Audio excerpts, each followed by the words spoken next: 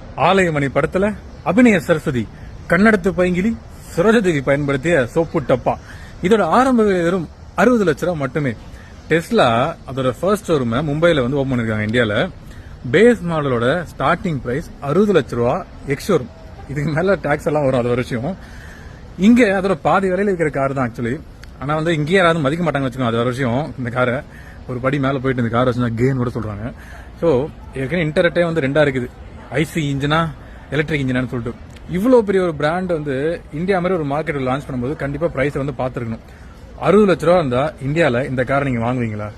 இந்த கார் வாங்கலாம், வேற எந்த கார் உங்க சாய்ஸா இருக்கும் கமெண்ட் பண்ணுங்க.